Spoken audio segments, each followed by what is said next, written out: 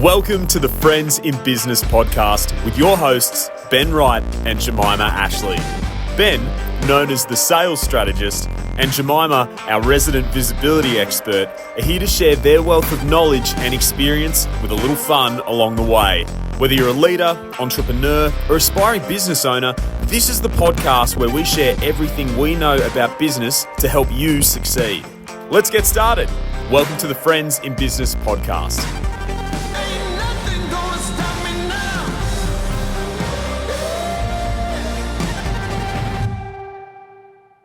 Ben, had an interesting moment with your 4.5-year-old. My 4.5-year-old? Yeah, this morning there was, can I just say, this kid is definitely yours.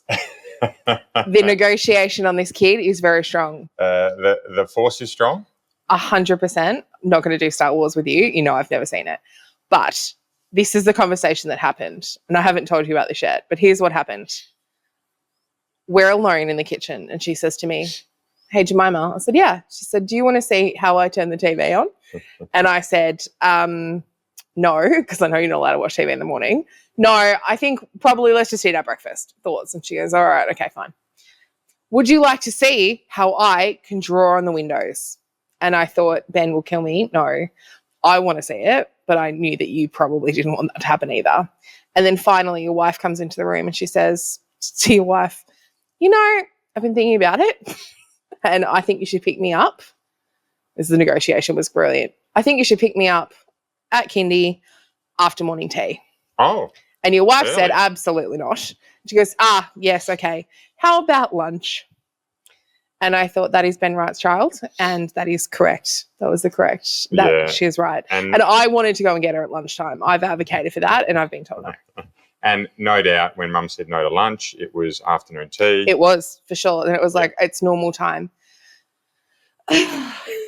Dramatic. The look, you don't like Star Wars, but the force is very strong in this one. But she's seen Daddy do his thing around negotiation quite a number of times.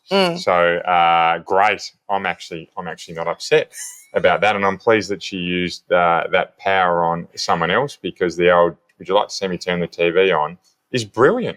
It wasn't bad. "Do you want to see how I can use the remote?" And part of me went, I feel like you know how to do that also. Yeah. And that is actually negotiating without directly asking for what you want. And it's a very common way to negotiate is to avoid some of the key things you want to talk about and just come in round the side to get to that same result. Seems very fitting with today's podcast episode of negotiation. I had a giggle because I thought we're recording later today and we're going to do negotiation. Yeah. And I watched the most perfect Ben Wright example happen in front of me. I was like, I just want to have my coffee. This is brilliant to watch this. It was a bit of a coffee and a show this morning, which was great. Well, maybe we should sub me out and bring her in to do today's podcast recording. She tried to also negotiate that earlier. It was crazy. Yeah. It probably would involve needing treats. Yes, easy. Treats, TV, and a cuddle. Easy. Great. All right. Well, let's do it. Negotiation. Yeah. So negotiation is an art form. It is. There's absolutely no doubt about it. I do not believe you are born a negotiator, although the story about my 4.5-year-old may say different. I think it is absolutely a skill that's developed as a sum of your growth, your personal involvement, how often you are exposed to negotiation and in what forms across your life. Because there's no doubt in my mind that the more varied types of negotiations you have in your life, the better you are at negotiating. I think one of the biggest fallacies that I've seen previously is people say, I don't have to negotiate. I was like, you negotiate every day. You negotiate with your relationships, with your family, with your children.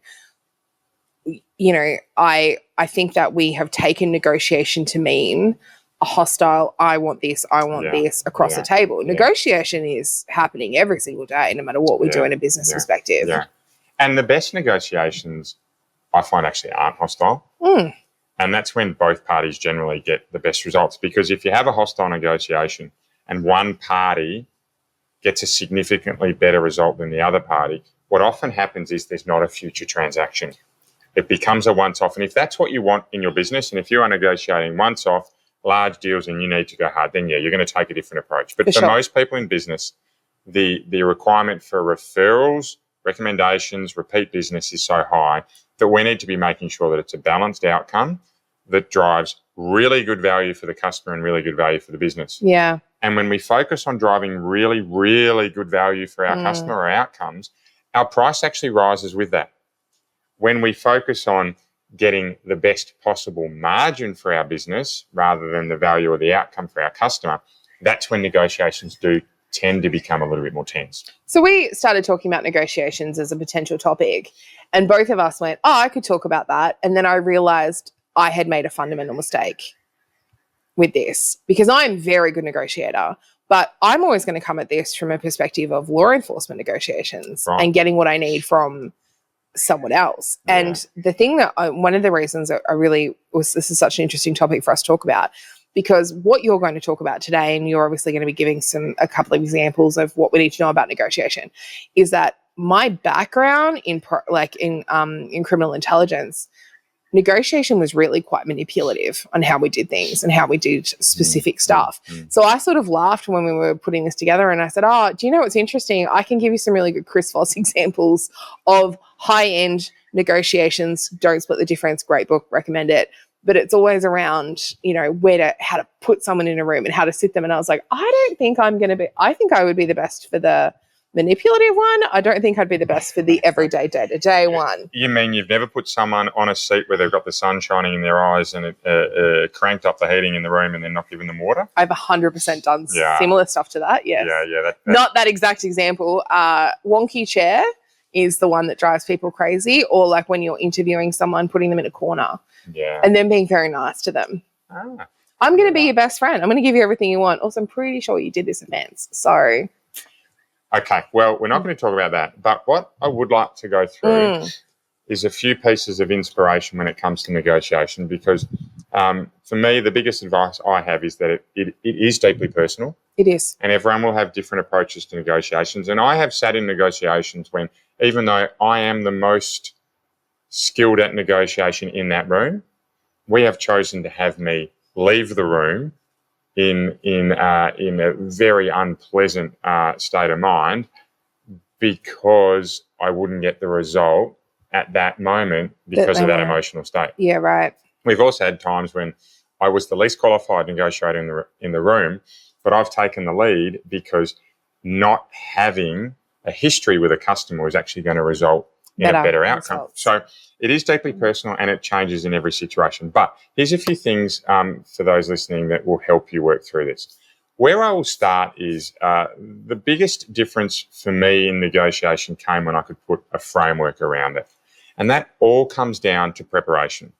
We're actually going to talk about Herb Cohen's model in a moment. But before I do that, I want to give a special point of merit to being prepared for negotiations. Failing to plan is planning to fail when it comes to anything in a negotiation sense. I live off the 7 Ps. Prior proper preparation prevents piss poor performance. Bleep. We'll have to do that somewhere in there. But when we prepare for a negotiation, we are generally going to do better. And that often means we are preparing multiple times. Too often I see people walk into a negotiation with the attitude that says, I'm more senior than you. I know my stuff. Dangerous, isn't it? We have the upper hand here, right? As soon as you have that, it's so true. Even in sport, just recently we went through the Olympics this year, and there were upsets everywhere. Yeah, right. And I have no doubt that confidence, right, got in the way there. So special. There's confidence, and then there's ego, and they're a little bit different. Yeah, it happens in every sport, in every business, in every interaction. If you think you're the smartest person in the room, either you're in the wrong room or you need to think about your... humility is important. So if you get to the end of this, I would highly recommend, not now, at the end, you go and check out Herb Cohen's book, You Can Negotiate Anything. He works off 3 concepts that I'm going to talk loosely around. I will not frame them as he does in his book, because with everything that I do, I take the perspectives of many. Yes. And I use a framework that most appropriately works for that. And in this instance, I like Herb Cohen's. Also, he's very experienced. So he spoke about 3 elements: time, Mm-hmm. information, and power. Love it. Number one being time. So time's all about understanding when we need a sense of urgency, understanding when we need to be patient, understanding when we need to nibble at a result, but realising or recognising when the shifting sands of time are important. So when you're dealing with a customer who has a need to do something quickly for their customer, for their stakeholders, for their board, whoever it may be, generally the balance of time, power is going to sit against them. Yeah. Right? Because they don't have a long period of time to be able to go out and source all the information they need. Right? It's going to reduce their power because they simply need to get the result done. Timeliness is often on the side of the negotiation, for sure. That's right. When we have a customer who is in no rush to do something or doesn't feel the need to do it, then the time side of negotiating is going to be in their favour. And in that instance, that's actually where we need to find a compelling reason to drive time into the equation. Right? We can't always do it. Sometimes we just have to be in the right place with the right offer at the right time.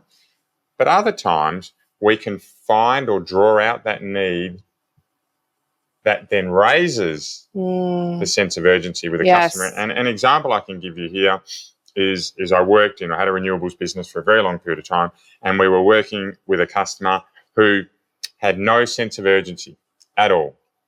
But then their electricity bill came in, and we knew that contract was coming in. We knew the rates were going up, so we were patient until that electricity bill came in. It was a significant rise. I'm talking 30, 40, 50%. It was those years, quite a few years ago. And this was impactful to their bottom line. Absolutely. So all of a sudden, offsetting some of their energy load became really important. We also had times where customers simply had mandates that would come in from their board where they had to do it, and the time element changed. So understanding how time plays its role in your negotiation. Yes. Number one. So for me, if I was going to talk about negotiating with time, start the interrogation at 2 a.m. I'm really glad you're not running this one. Running this I was like, we can talk about negotiation. I think this is and I was like, oh, this is a business negotiation thing. But you know what? There is something in what you say around time. When we know that we want to get a result, and we know that a meeting is being held to get a result, don't start it at 8 a.m. with an open-ended timeline. Start it at 3 o'clock. We're going to 4:30. Am I done? That's it. Yeah.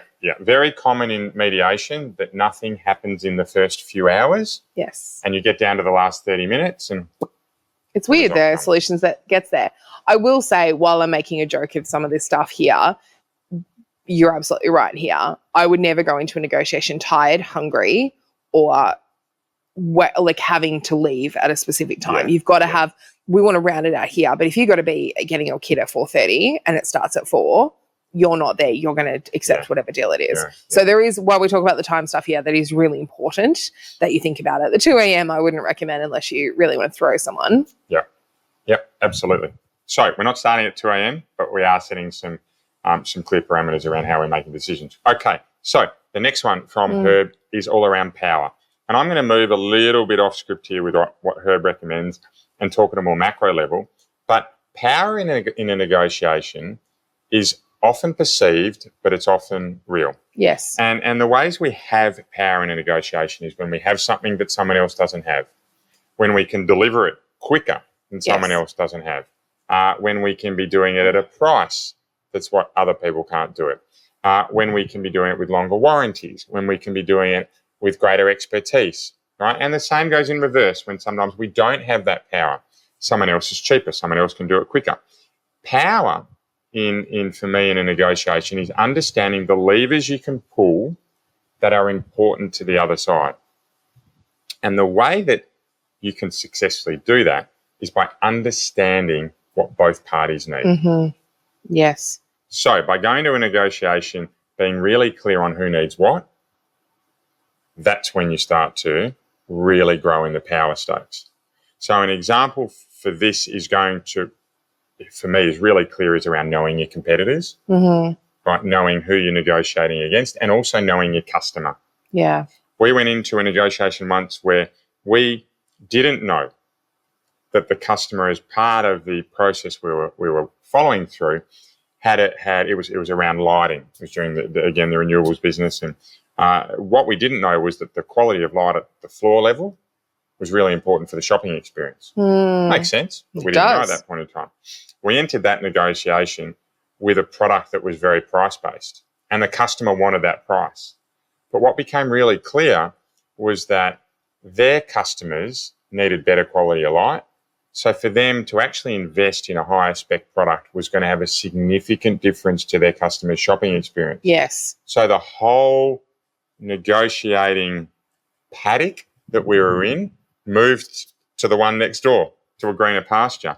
And what we ended up doing was actually custom designing a light for them, which in that instance shifted the power back to us. Yeah. Because we had something that we could produce quickly in large volume that was going to better meet their customers' needs. So knowing what both parties need as a common goal, right? We think about that in a very similar approach as needs analysis for your sales process, which was our last episode 11.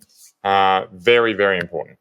One of the things I find interesting here, Ben, is that when you talk about knowing, you have to know what both parties want here, I think it's really important. And what's so interesting in this is sometimes people that walk in with that power and go, I know everything here, a fraction of it, actually. Yeah. You actually know part of. And this is where I think, especially from my law enforcement perspective on negotiation here, is that often you find, and it's a wildly different example here, but one of the things you'll often sit down and say, please sit down with someone and they'll be like, so tell us what happened. And they know.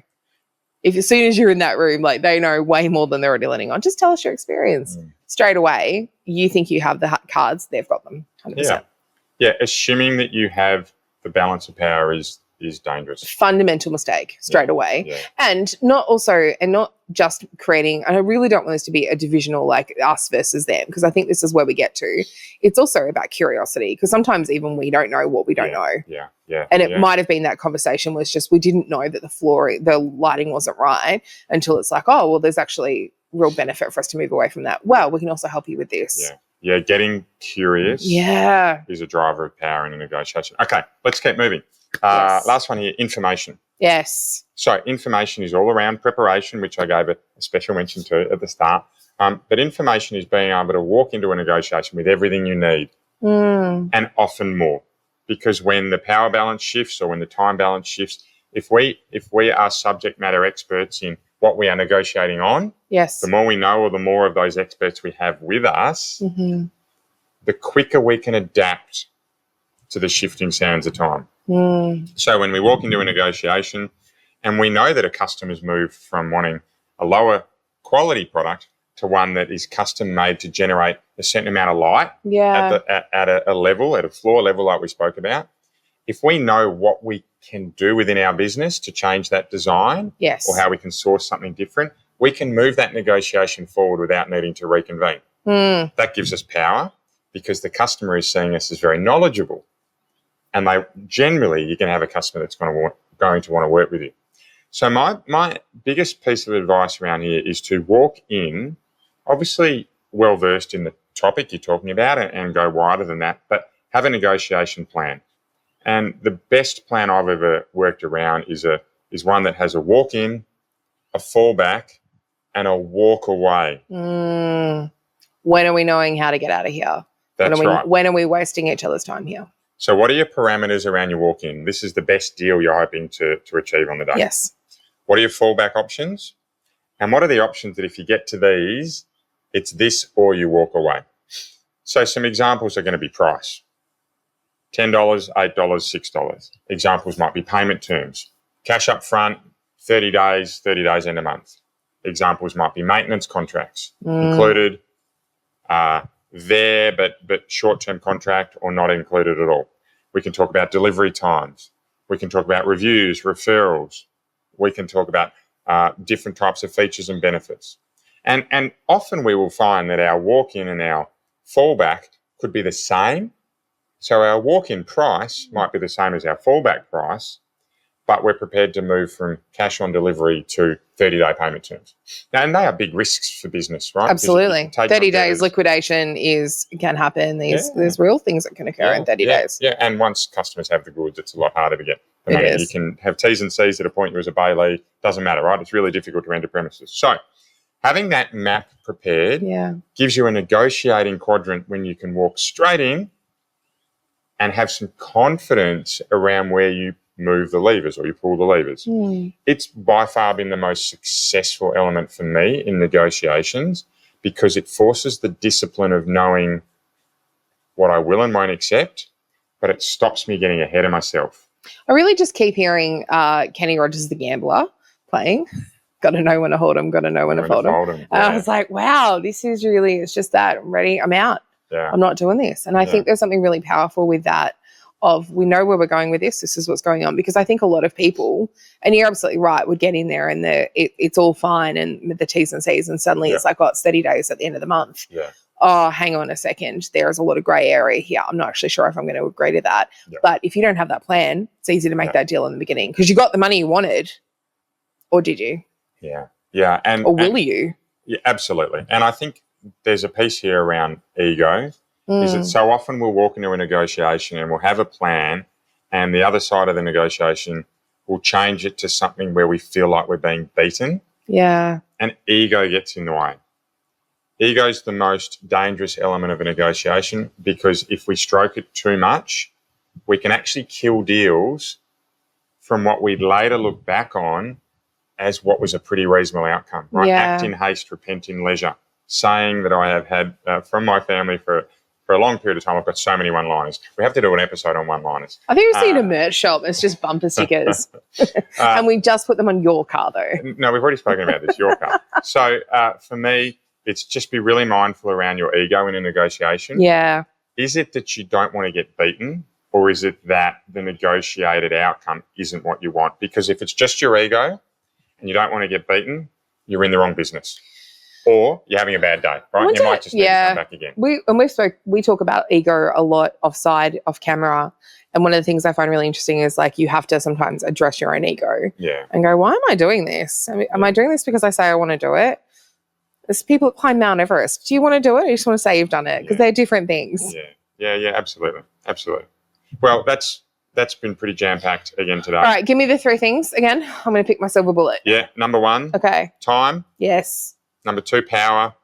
And number 3, information, all through Herb Cohen's book. I'm more than happy to reference it. Go and download it. Yeah, look, I think for me, power is so interesting because the thing that I've always found really interesting with negotiations is whoever thinks they're the smartest person in the room generally isn't. And I've always really enjoyed watching that flip. And that's my abnormal psychology degree. That's my how do people make decisions, and that's my, constant ego check going on. One of the things I really like about this tip is going in curious. Yeah. Just going like, well, if not this. And I also really like the blueprint. I like knowing this is the minimum. Yeah. This is the maximum. This is what I'm not willing to accept. I think that will really change. Yeah. If you have those, you're having a radically different business. Yeah, and that's my main takeaway from today is know your walk-in, fall back and walk away positions before you go to negotiations. I couldn't have got the language, but I knew where it was. That's right. Well, you get them planned. Yes. And you'll walk out of a negotiation, hopefully happy and ready to rock. Not necessarily with any new friends, but that's our job to be your friends in business. And I think I'm looking forward to next week. I do. I don't know what's I will on the say list. your ability to get us to friends to the end of the podcast is second to none. And every week it just gets a little bit more spicy. And I just enjoy it so much of finding out how you're going to get there. Excellent. Well, a spicy end to your friends in business. Thank you very much. Thanks, Look forward to guys. seeing you next week. I've been tried and I've been tested. Thank you for listening to the Friends in Business podcast. This episode was brought to you by your hosts, Ben Wright and Jemimah Ashleigh, recorded in beautiful Noosa, Queensland. For more insights and resources, visit Ben at strongersalesteams.com and Jemimah at jemimahashleigh.com. If today's podcast has helped you, we'd be so grateful if you could leave a review and share with someone you know. This will help more people in the world benefit from the hard work we're putting in to bring you the best content we possibly can.